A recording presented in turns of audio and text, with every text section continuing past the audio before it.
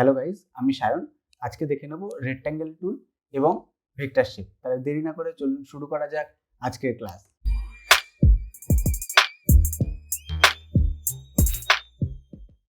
তাহলে এবার আমরা একটা রেক্ট্যাঙ্গেল আঁকলাম। আঁকার পরে দেখুন এখানটায় একটা হাইট উইথ বা এখান থেকে আপনার রাউন্ডেড রেক্ট্যাঙ্গেল করার জন্য বা লাইনের পিক্সেল স্ট্রোকটা কতটা দিতে চাইবেন এগুলো সব আছে। তো এক এক করে আমরা বুঝে নেব। এখানে দেখুন হাইট আর উইথ আছে, এটা লক আছে। এই লকটা যদি থাকে, আপনি যদি একটা বাড়ান তাহলে আরেকটা অটোমেটিক বাড়তে থাকবে, মানে হাইট বাড়ালে প্রপোর্শনালি উইথটা বাড়বে। আর এটা এরকম বাড়িয়ে নিয়ে আপনি যদি এন্টার মেরে দেন তাহলে আপনার এভাবে এখানটা চেঞ্জ হয়ে যাবে। আর আপনি যদি লক খুলে আপনি যদি একটা বাড়ান তাহলে একটাই বাড়বে, আরেকটা বাড়বে না।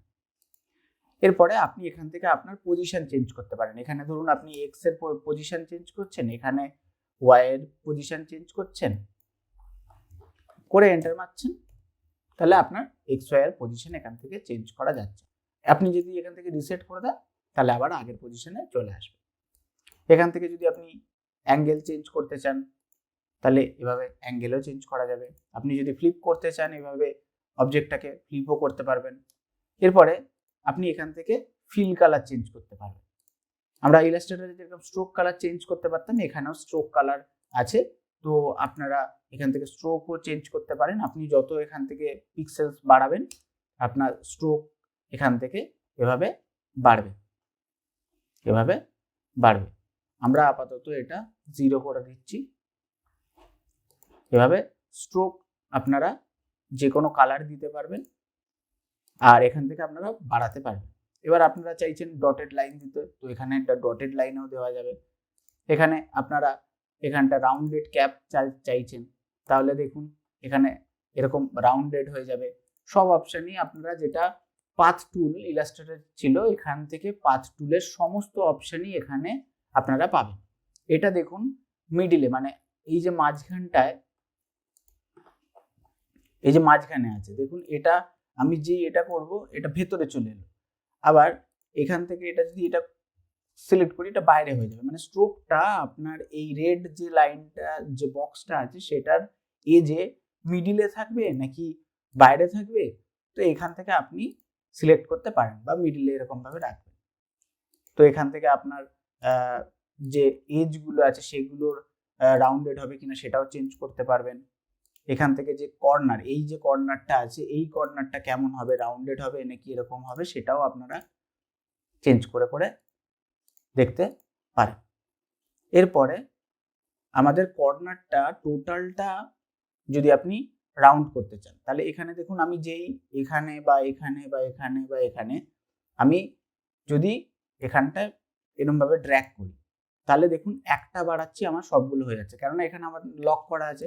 এই লকটা যদি আমি খুলে দিই তাহলে আমার একটা বাড়ালে একটা বাড়বে। তাহলে আমি কি করছি, এখান থেকে ক্লিক করে ডান দিকে ড্র্যাগ করছি, তাহলে দেখুন এই চিহ্নটা আপনাকে ড্র্যাগ করলে আপনার পরিমাণটা বাড়াতে থাকবে। তাহলে এগুলো চাইলে আপনি প্রথমে একটা 0 করে দিলাম, সবগুলো 0 হয়ে গেল। এবার এটা যেহেতু আলাদা করে মানে আমরা পরে বাড়িয়েছিলাম সেহেতু এটা 0 হয়নি, 90 হয়ে গিয়েছিল।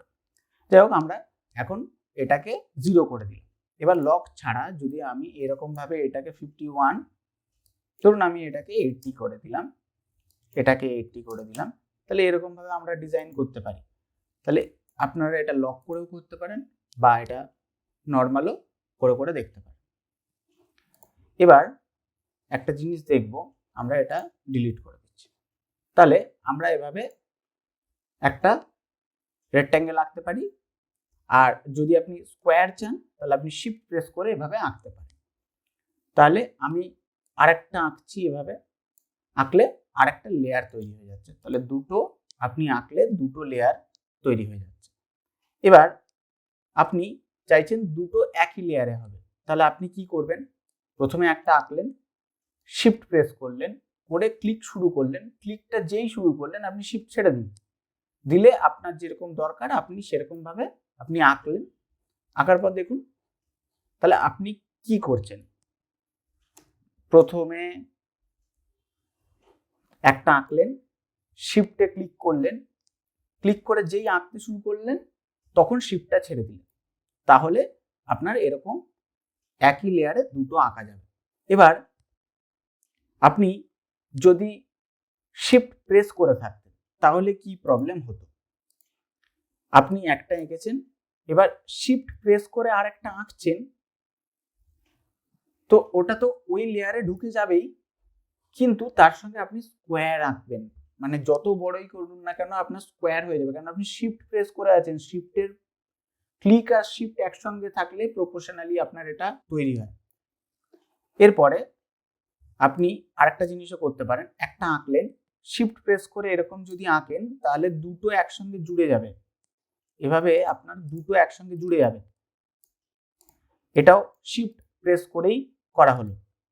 আরেকবার বুঝবো, আপনি একটা আঁকলেন, শিফট প্রেস করে এখানটায় আঁকবেন, তাহলে আপনার এটা জুড়ে যাবে। এখানটায় আমরা পাথফাইন্ডারের অপশনটাতে পাচ্ছি। তাহলে আমরা প্রথমে একটা রেক্টেঙ্গেল নিলাম, এরপরে এই পাথফাইন্ডারের অপশনগুলো দেখব।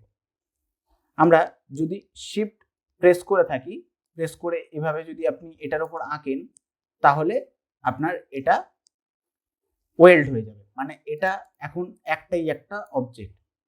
এবার আপনি যদি এখান থেকে সাবস্ট্রাক্টে ক্লিক করে দেন তাহলে আপনার এরকম হয়ে যাবে, কিন্তু আপনি চাইছেন এরকম অপশন না, এই যে মাঝখানের টুকুনি সাদা করে দেবেন। তাহলে কি করবেন, আপনি অল্ট প্রেস করে এভাবে ওটার উপর আঁকবেন, তাহলে দেখুন ওটা সাবস্ট্রাক্ট করে দিচ্ছে। অল্ট প্রেস করে আপনি যাই আঁকবেন এরকম ভাবে সাবস্ট্রাক্ট হয়ে যাবে। এবার আপনি এখানে চাইছেন যে মাঝখানের টুকুনি থাক, তাহলে এই অপশনটাতে ক্লিক করবেন, আর এইটা হচ্ছে আপনার মাঝখানের টুকুনি বাদ দিয়ে বাকি অংশটুকুনি থাকবে। তো এরকম ভাবে আপনারা পাথফাইন্ডারের যে অপশনগুলো সেগুলো করে করে দেখতে পারেন। এবার আমরা দেখে নেব যে ইলিপস টুল। আপনারা এরকম ভাবে ইলিপস টুল দিয়ে এরকম ভাবে আঁকতে পারেন। এবার আপনারা শিফট অল্ট প্রেস করলে এরকম ভাবে প্রপোর্শনালি মাঝখান থেকে বাড়বে, এরকম ভাবে আঁকতে পারবেন। এটা সমস্ত টুলের জন্য একই। তো এখানটায় আপনার হোয়াইট কালারটা চেঞ্জ করে ব্লু করে নেবেন, এরকম ভাবে করতে পারেন। আপনারা এখান থেকে প্রপোর্শনালি আঁকার জন্য শিফট প্রেস করেও করতে পারেন এরকম ভাবে। তো আপনাদের যেটা সুবিধা হবে আপনারা এরকম ভাবে আপনারা ইলিপস টুলও ড্র করতে পারেন, এবং এখান থেকে ট্রায়াঙ্গেল টুল। এবার এই ট্রায়াঙ্গেল টুলের পরে আমরা যেটা দেখব, আপনি এখান থেকে ট্রায়াঙ্গেল টুল দিয়ে ট্রায়াঙ্গেল একটা আঁকলেন। এবার এর পরের অপশনটা যেটা পলিগন, সেই পলিগন দিয়ে আপনি এরকম অপশন পাবেন যে আপনি 3টে 4টে 6টা যেটা সিলেক্ট করবেন আপনার সেরকম ভাবে আঁকা যাবে। মানে আপনি পলিগন দিয়েও ট্রায়াঙ্গেল আঁকতে পারেন, বা আপনার এরকম ভাবেও আপনি আঁকতে পারেন। এখানেও রাউন্ডেড করার অপশন দিচ্ছে, মানে আপনি এখানে যদি 20 করে দেন তাহলে দেখুন এখানে এজগুলো আপনার রাউন্ডেড হয়ে যাচ্ছে। এরপরে এখান থেকে আপনারা এই অপশনগুলো পেয়ে যাবেন এই পলিগন টুলের জন্য। ধরুন এইটাকে আপনি কপি করলেন, কপি করার পর আপনি যদি ইলাস্ট্রেটর খোলেন, এখানে পেস্ট করলে আপনার কম্পাউন্ড পাথ এই অপশনটা, কম্পাউন্ড শেপ অপশনটা পাবেন। এবার আপনি যদি ওকে করেন তাহলে আপনার এখানে ফিল কালার, স্ট্রোক কালার বাদ দিয়ে আপনার সেম অবজেক্টটাই এখানে চলে আসবে, কেননা এটা অ্যাডোবেরই যেহেতু সফটওয়্যার, ইলাস্ট্রেটর বা ফটোশপ এগুলো সব অ্যাডোবের, তো সেই জন্য আপনার ভেক্টর সফটওয়্যার এরকমভাবে এখান থেকে কপি করে আনা যায়। বা আপনি যদি এখান থেকে যদি কোনো শেপ কপি করে নিয়ে যেতে চান এখানে, তাহলে আপনার এখানে যদি পেস্ট করেন, এখানে দেখুন শেপ লেয়ার বলে অপশন আছে, আপনি যদি শেপ লেয়ার করে ওকে করে দেন তাহলে দেখুন আপনার ওই শেপটা এখানে চলে আসবে। তো আপনি এখানে আপনার যেই এখান থেকে পলিগন টুলটা নেবেন, তাহলে এটা এখানে আপনার পাথ হিসেবে পেস্ট হয়েছে, তো ওই জন্য শেপ পাথ দেখাচ্ছে। তো আপনি এখান থেকে কালার চেঞ্জ করে নিতে পারবেন। এবার আমরা আরেকটা জিনিস দেখে নেব, এখান থেকে ধরুন আমরা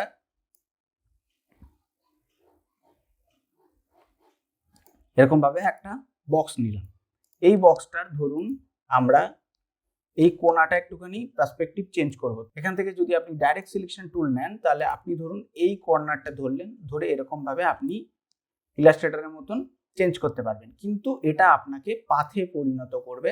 তো আপনার এটা শেপ পাথে পরিণত হয়ে যাবে, কিন্তু এখান থেকে আপনি স্ট্রোক টোক সবই বাড়াতে পারবেন। মানে এখানটায় আছে, আপনি এখান থেকে 10ও যদি করে দেন তাহলে করতে পারবেন। শুধু একটাই জিনিস যে আপনি রাউন্ডেড কর্নার যেটা অপশন ছিল সেই অপশনটা আপনার চলে যাবে। এখান থেকে দেখুন রাউন্ডেড কর্নার ছিল, তো আপনার যদি দরকার থাকে আপনি আগে রাউন্ডেড কর্নার করে নিন, করে নিয়ে তারপরে আপনি এখান থেকে শেপ পাথ করে আপনি জিনিসটা এরকম ভাবে চেঞ্জ করে নিন এবং এডিট করতে পারেন এইভাবে। এরপরে আমরা দেখব এখানে একটা অপশন আছে শেপ পাথ এবং পিক্সেল। আপনি যদি শেপ পাথে রাখেন তাহলে আপনার এখানে ভেক্টর তৈরি হচ্ছে, এখান থেকে আপনি কালার চেঞ্জ করলেন, এভাবে হয়ে গেল।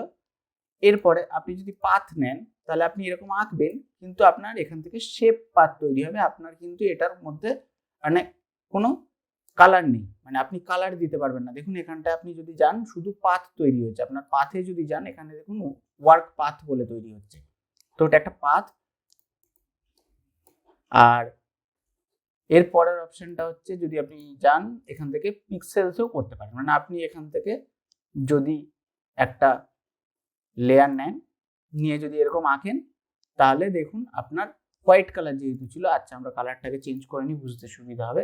আপনি যদি এরকম আঁকেন তাহলে এটা কালার ফিল হয়ে যাবে এবং এটা পিক্সেলস হয়ে যাবে, মানে এটা পিক্সেলসের মধ্যে থাকবে। মানে আপনি এটা ছোট বড় করলে আপনার জিনিসটা এরকম ধরুন ছোট করলেন, বাড়ালে এটা কিন্তু ব্লার হয়ে যাবে, মানে আপনার এটা পিক্সেলস তৈরি হচ্ছে। তো আপনারা দেখে নেবেন এখান থেকে যেন শেপ টুল থাকে, তবেই আপনার ভেক্টর ফাইল আঁকা যাবে। আশা করি আজকের ক্লাস আপনাদের ভালো লাগলো। যদি ভালো লেগে থাকে আজকের ক্লাস তাহলে লাইক, শেয়ার এবং সাবস্ক্রাইব করে দেবেন, আর কমেন্টে জানাবেন আপনাদের ফিডব্যাক।